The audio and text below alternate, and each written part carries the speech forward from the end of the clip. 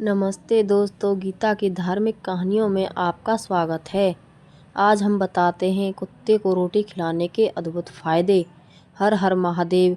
दोस्तों, आज की कहानी आपको सोचने पर मजबूर कर देगी। अक्सर हम कई मौक़ों पर कुत्तों का नाम लेकर मिसाल दिया करते हैं। किसी को गाली देते हैं तो कुत्ते का नाम जुबान पर आता है। गाली आदमी को देते हैं पर नाम कुत्ते का बदनाम होता है। क्या कुत्ता इतना गया गुजरा जीव है? हमने उसे कभी खिलाने पिलाने के बारे में तो नहीं सोचा, चाहे कितने ही दिन से भूखा द्वार पर पड़ा हो, लेकिन हमें कभी उसका नाम इस्तेमाल करने में लज्जा नहीं आई। और आपसे निवेदन है, 5 मिनट का समय निकाल कर इस कहानी को ज़रूर सुन लेना। आपकी ज़िंदगी बदल जाएगी।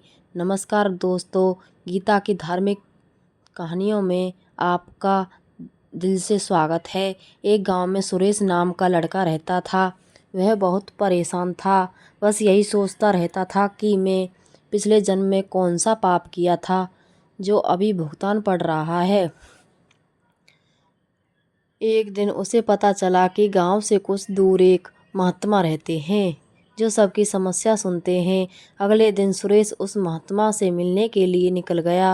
वहां पहुंचकर सुरेश ने देखा कि महात्मा अपने आश्रम में कुछ लोगों को उपदेश दे रहे थे।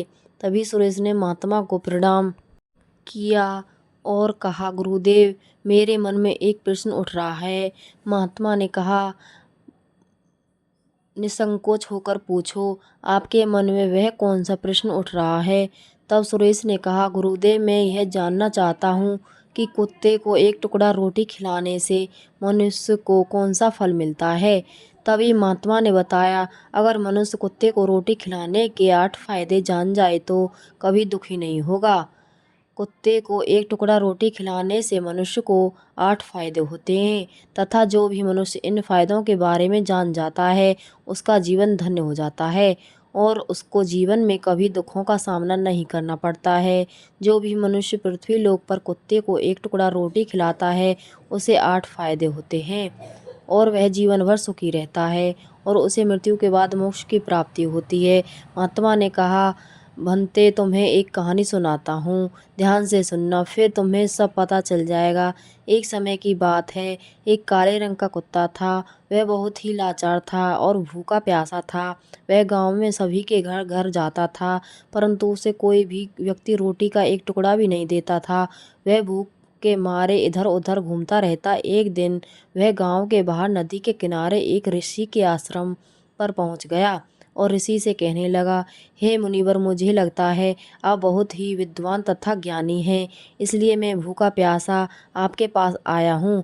कृपया करके आप मुझे एक टुकड़ा रोटी का दे दीजिए जिसे मैं खाकर अपनी भूख को शांत कर लूँ। तभी वह ऋषि कहते हैं, हे श्वान, क्या तुम बताओ, तुम्हारी बातों पर मैं विश्वास अवश्य करूँगा। मुझे तुम बहुत ही लाचार दिखाई पड़ते हो।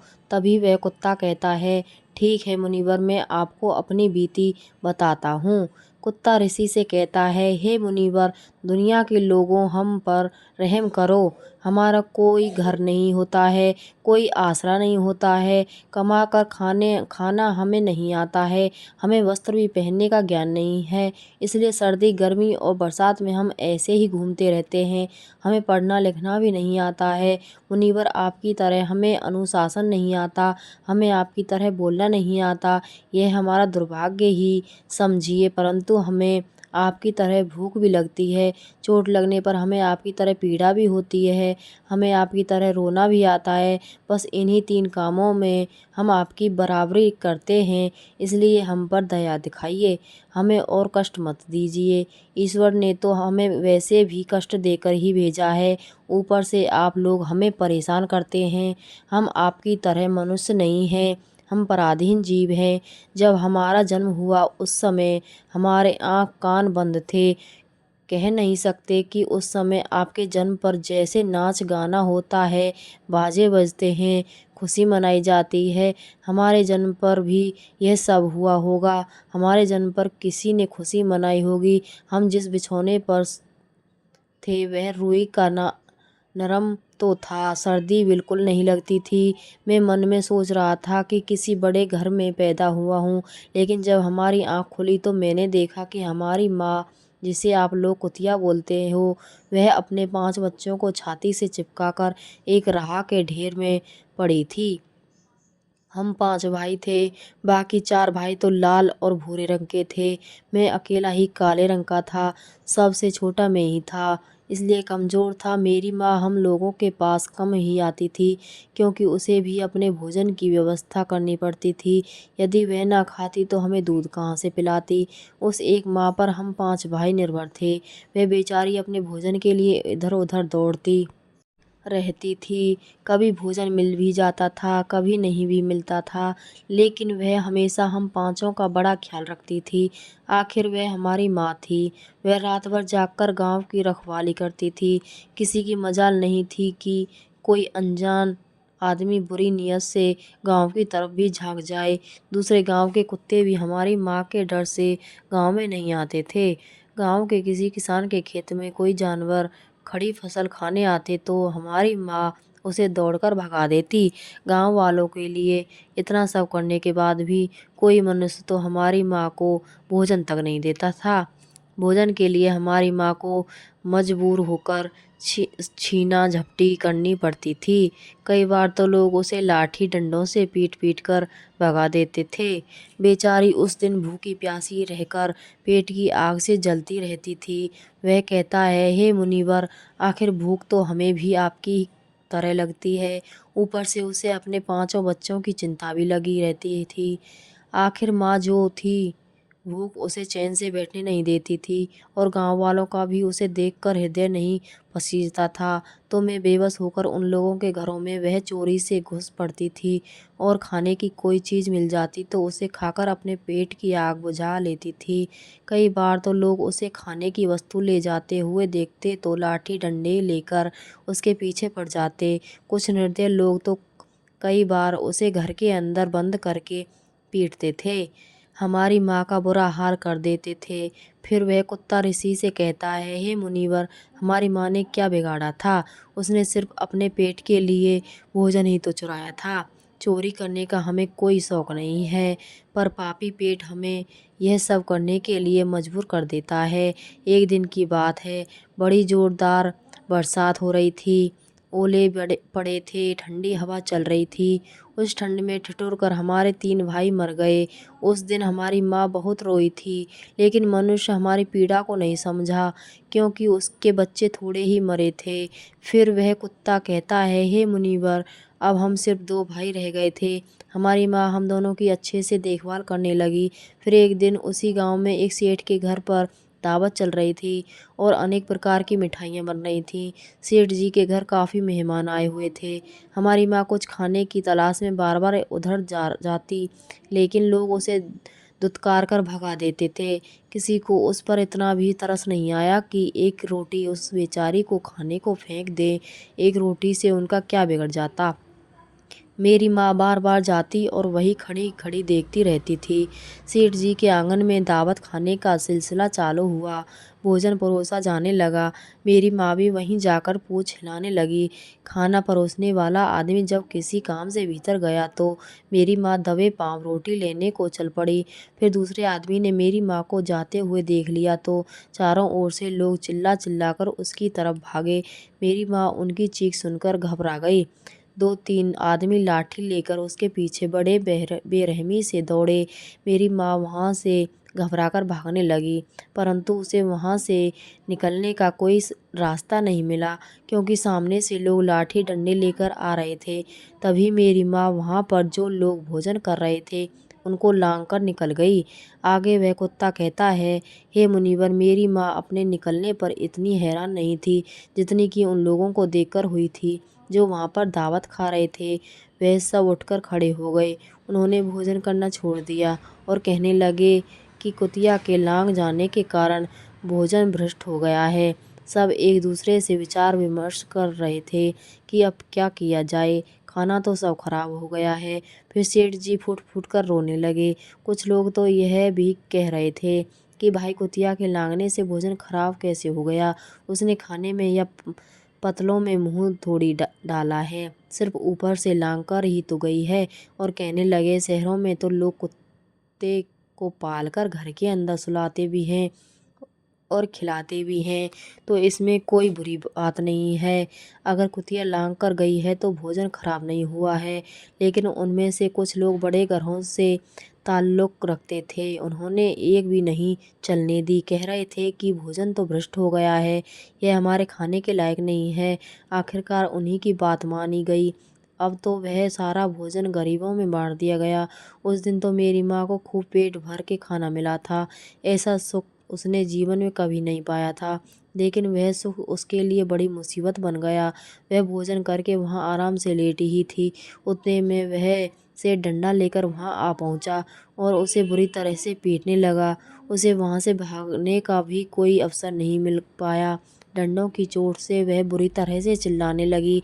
माँ का विलाप सुनकर पत्थर भी पिघल जाता है, पर उस निर्दय को उस पर जरा भी रहम नहीं आया। वह उसे कठोरतापूर्वक पीटता रहा। माँ का वह शोर पूरे गांव में सुनाई दे रहा था।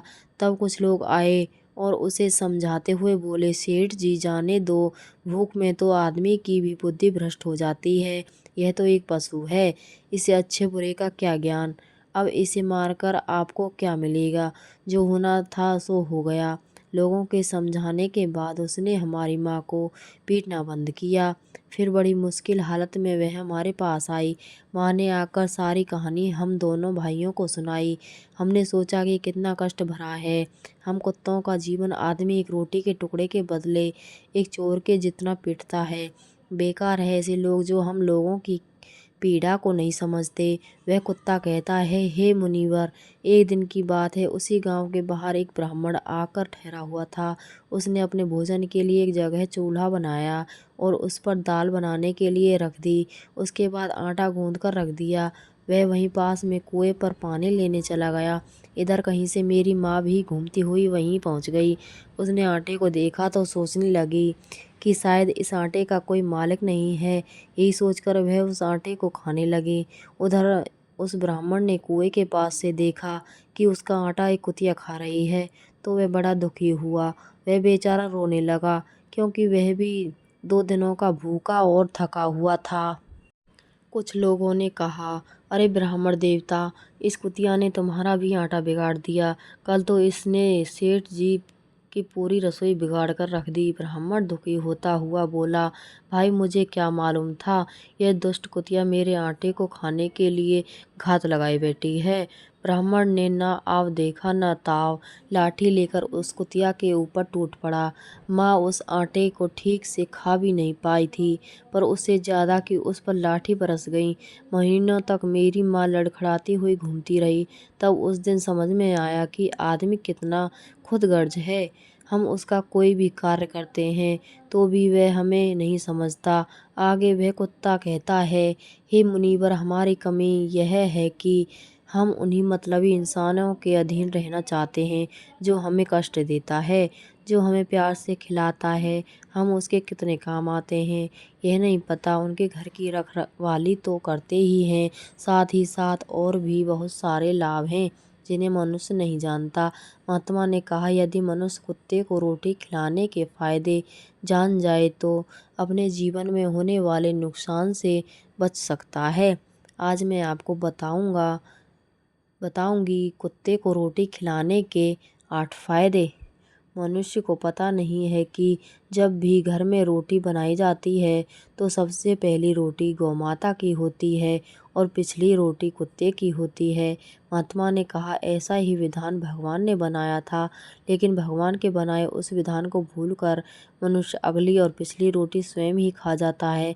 इसका दुष्प्रभाव उसके जीवन पर पड़ता है। कुत्ता वह प्राणी है जिसको रोटी खिलाने से मनुष्य के जीवन में पड़ने वाले ग्रहों के दोष भी दूर हो जाते हैं। महात्मा ने कहा, कुत्ते को रोटी खिलाने का पहला फायदा, कुत्ते को रोटी खिलाने से शनि का नकारात्मक प्रभाव कम हो जाता है।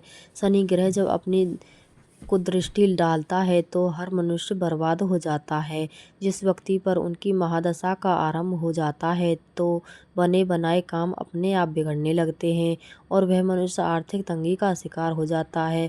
उस स्थिति में व्यक्ति यदि कुत्ते को रोटी खिलाता है तो उस पर शनि का दुष्प्रभाव बहुत कम हो जाता है। कुत्ते को रोटी खिलाने का दूसरा फायदा। कुत्ते को रोटी खिलाने से भाग्य आपके पक्ष में हो जाता है। आपके घर के अंदर नकारात्मक शक्ति नष्ट हो जाती है। कुत्ते को रोटी खिलाने का तीसरा फायदा। कुत्ते को रोटी खिलाने से माता लक्ष्मी प्रसन्न हो जाती है और आपके घर में धन दौलत की कभी कमी नहीं रहती है। कुत्ते को रोटी खिलाने का चौथा फायदा। कुत्ते को रोटी खिलाने से आपके ऊपर कर्ज नहीं चढ़ता और जो पहले से आप कर्जदार हैं उससे भी मुक्ति मिल जाती है। कुत्ते को रोटी खिलाने का पांचवा फायदा। कुत्ते को सुबह शाम भोजन देने से आपका व्यापार बहुत अच्छे से चलता है। कुत्ते को रोटी खिलाने का छठा फायदा। कुत्ते को रोटी देने से आपकी आयु में वृद्धि होती है और अटका हुआ धन वापस मिल जाता है। कुत्ते को रोटी खिलाने का सातवां फायदा। कुत्ते को रोटी देने से हमेशा आपका स्वास्थ्य अच्छा बना रहता है और मानसिक रूप से आप मजबूत रहते हैं। आपका मन हमेशा ऊर्जावान रहता है। अच्छे विचार आपके मन के अंदर आते हैं। कुत्ते को रोटी खिलाने का आठवां फायदा। कुत्ते को रोटी खिलाने से भगवान प्रसन्न रहते हैं क्योंकि भगवान को समस्त जीवों की चिंता रहती है और जो समस्त जीवों पर दया दिखाता है भगवान भी उस मनुष्य से हमेशा प्रसन्न रखते हैं। भगवान की कृपा सदैव उस परिवार पर बनी रहती है।